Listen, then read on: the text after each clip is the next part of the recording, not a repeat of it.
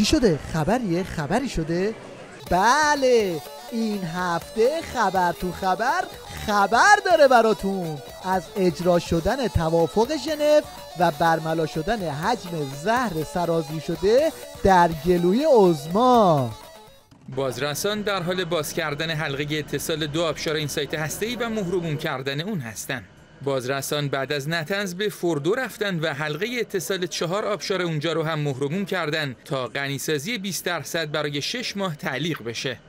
خامنه‌ای که میدونست با متوقف شدن آبشارهای غنیسازی شیر آبشار ریزش تو نظام تا ته باز میشه، اومد جلو پیش بسیجی‌ها افه بیاد که هنوز فرمون نظام دست خودشه. برای رفع مشکلات کشور به نیروی درونی این کشور توجه کنند. چشم به بیرون نباید دوخت. لبخند دشمن را نباید جدی گرفت، نباید فریفته اون شد. اما کوسه که بطری زهر تو دستشه، روحانی رو فرستاد تو میدون تا ادای ولی فقیر رو در بیاره و بهش بگه زر اضافی نزن و به جایش بطری رو تا ته برو بالا. بعضیا صبیون یتشیخ هستن، از یه جایی حالا اون چنان میاد لحنی به کار میگیره یه گوشه‌ای که آقا نگاهتون به ملتتون باشه، صبیون یتشیخ، لبخند شما رو گول نزنه. این طور که پیداست فرمون موتور نظام خیلی هم سفت تو دست سیدعلی نیست و این موتور لکنته داره به سمت ناکجا آباد میره.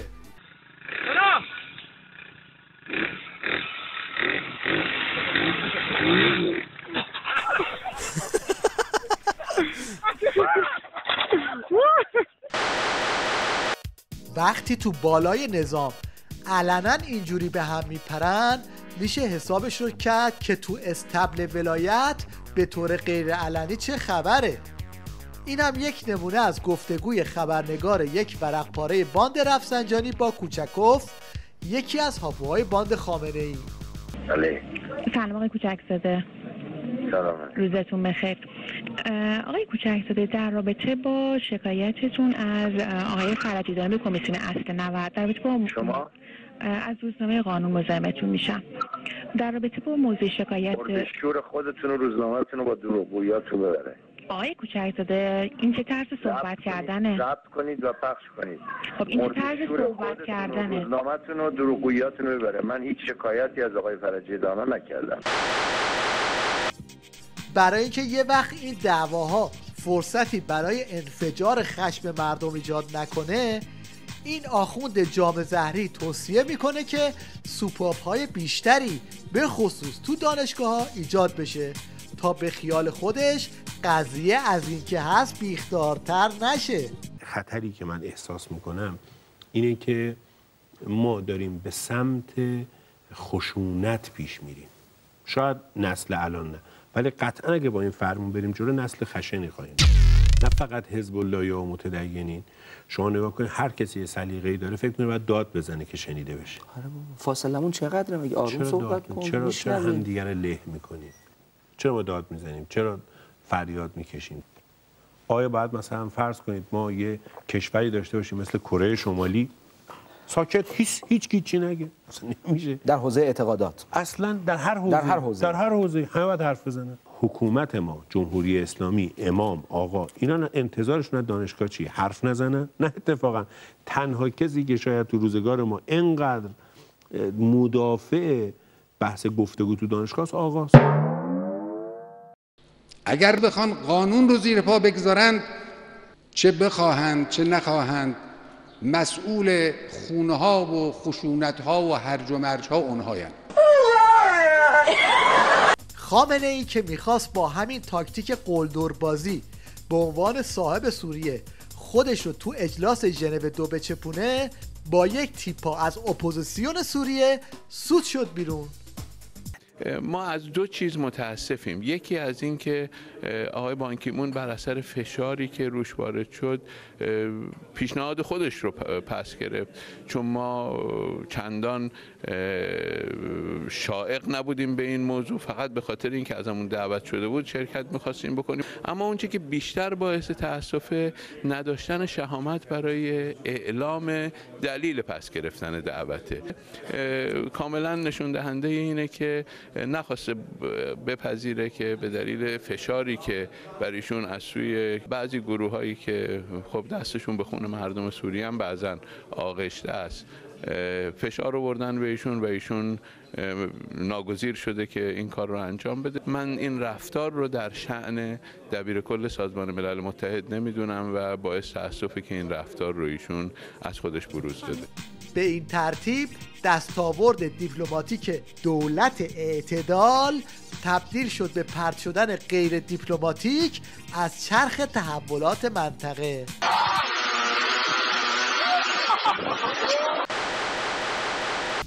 این آخوند قرائتیه که به مثابه یک چراغ هشداری در داشبورد نظام خبر از فشل بودن همه سیستم های نظام میده. یه جوون که یه جایی میفته میگه آخ سرم آخ پام، این پیرزن و پیرمرد که افتید پایین یه بلندی میگه آخ همم. ما یه جامون هم درد نمیکنه که مثلا بگیم که حالا مثلا مسجدمون گیر نداره، مسجدمون، اداره ما، آدمای ما، مسئولین ما، غیر مسئولین ما، اصلا هممون با هم. یکی از جاهایی که گیر داره آموزش زبان انگلیسیه که عرضه چاپ کتاب براش نداشتن و به جاش این سوتی هاشون ورد زبون مردم شده. این قسمت حالا در مورد گریتینگ و مثلا در بیس زبانه این شخصیت یه شخصیت زنیه، منتها با فتوشاپ برای سیبیل گذاشتن و حالت مرد درش آوردن. یا مثلا در این عکس ما داریم she's hugging someone else، بعد منتها این شی حذف شده، یعنی اصلا اون خانوم حذف شده. اینها مجبورن که از این کتاب استفاده کنن. فوتبال کشورم که دادن دست یه مشت پاسدار دزد که بیشتر رقابتشون سر چاپیدنه تا شوتیدن تو دروازه. آقای پوله رو بدیم. 1 میلیارد ایشون گرفته، 1.5 میلیارد هم من گرفتم در ازای 25 میلیارد. من 20 خورده میلیارد تومان خرج دارم، 1 میلیارد تومان دولت داده. حالا با این همه پول چه بلایی سر فوتبال آوردن؟ چه بازیه؟ ما با این تیم ملی با این بازیکن‌ها میخوام بریم جام جهانی، جلو آرژانتین وایسیم، جلو نیجریه وایسیم. با این فوتبالشون خسته شدیم به خدا.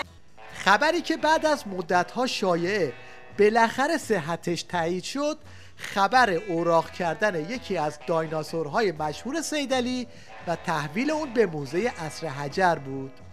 با توجه به کسالت‌های امام جمعه محترم سابق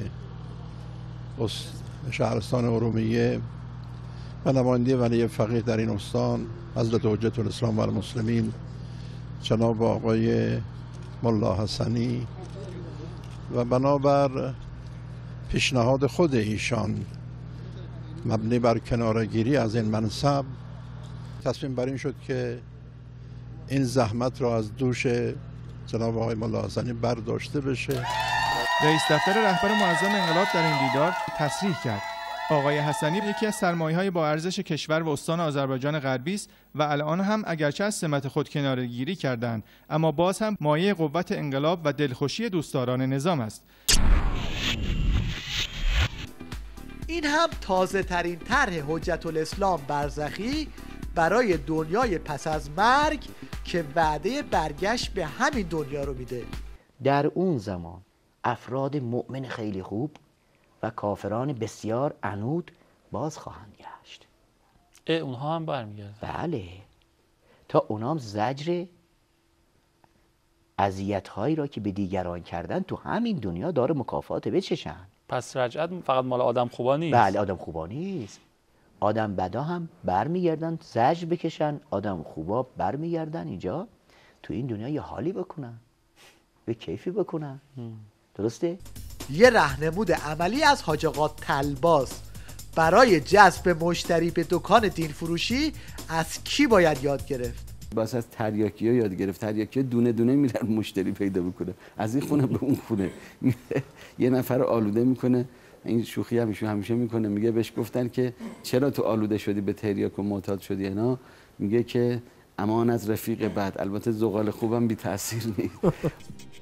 بعد از شکست خوردن همه تاکتیک ها در جنگ با غولی به نام ماهواره، نهایتاً به این رسیدن که آقا اصلا ماهواره باشه ولی فقط کانال‌های خوبش رو نگاه کنید. حالا کانال‌های خوب کدومه؟ خواستم بگم که ماهواره خودش به تنهایی وسیله بدی نیست، اینکه چطور ازش استفاده کنیم مهمه.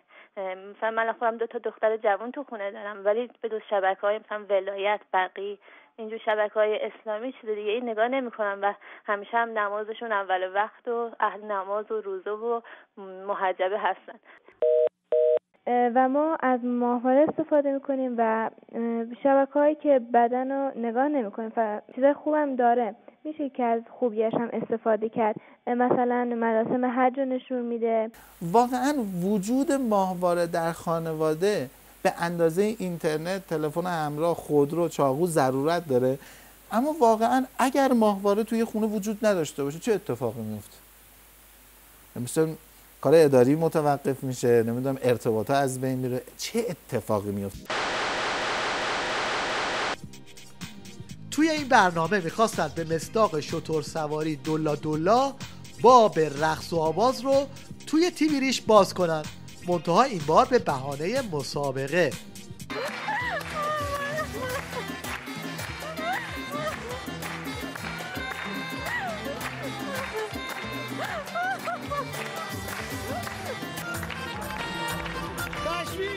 حالا اگه قرار شرکت کننده ها از این کارا هم بکنن ولی دیگه نه اینقدر، در حد اعتدال. صمیمانه ترین نوع رابطه بین دو مجری در تیوی ریش. خیلی خیلی خوشحالم که آقای اسکندری به عنوان یکی از خلوص‌ترین مجریان تلویزیون کنار ما. قیافت شبیه پیراشکی میمونه، خیلی جذاب و دوست داشتنی. اما هفته گذشته این صحنه رو از این مجری داشتیم. بازار تجارت ساعت 8:30 صبح هستید.